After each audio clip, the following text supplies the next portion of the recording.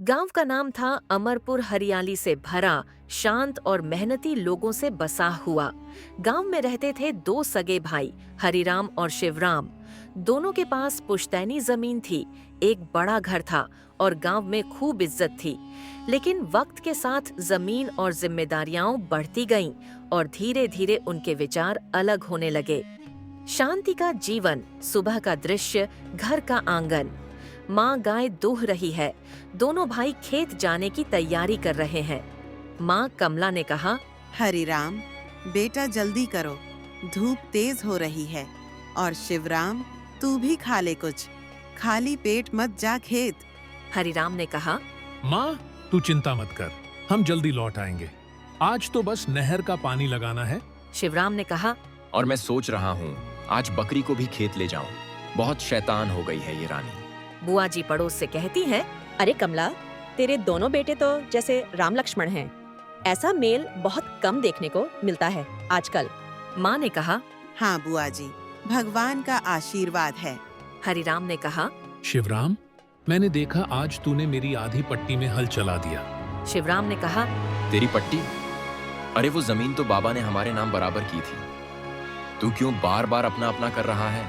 हरिराम ने कहा, मतलब अब तू हिसाब करने पर उतर आया है? पिताजी ने कहा, बस करो दोनों, ये बातें घर तोड़ती हैं। जमीन से बड़ा भाईचारा होता है।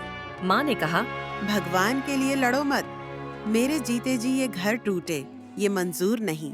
शिवराम ने कहा, कल पंचायत में बात करेंगे, अब फैसला वहीं होगा।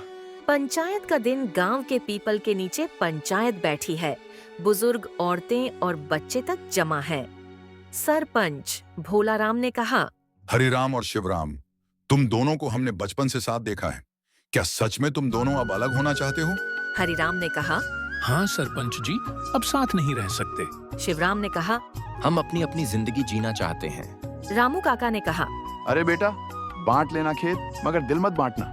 गीता भाभी ने कहा, ऐसा पहली बार हो रहा है हमारे गांव में जहां दो सगे भाई अलग होना चाहें। सरपंच ने कहा, ठीक है, तुम दोनों की इच्छा है तो जमीन, मकान, जानवर सब बराबर बांट दिए जाएंगे।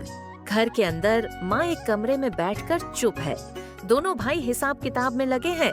हरिराम ने कहा, ये बैल मेरा हुआ क्योंकि तूने ट्रैक्टर ले लिया।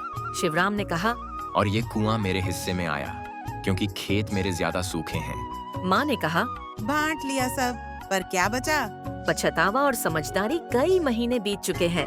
एक रात शिवराम की बेटी बीमार पड़ जाती है। शिवराम ने कहा, डॉक्टर साहब तो कह रहे हैं कि खून की कमी है, पर मेरे पास अब पैसे नहीं हैं इलाज के लिए। हरिराम दरवाजा खटखटाते हुए कहता है, शिवराम, मैंने सब सुन लिया। चल, मैं साथ चलता हूँ शहर, मेरी गाड़ी है। शिवराम ने कहा, इतने दिनों बाद तू खुद चलकर आया? हरिराम ने कहा, भाई हूँ तेरा, रोटी अलग हो सकती है, खून नहीं।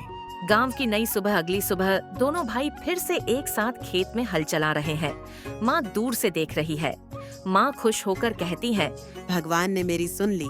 बुआ जी ने कहा, अब गांव का नाम फिर से चमक उठेगा। सरपंच ने कहा, जो टूट कर भी जुड़ जाए वही असली परिवार होता है।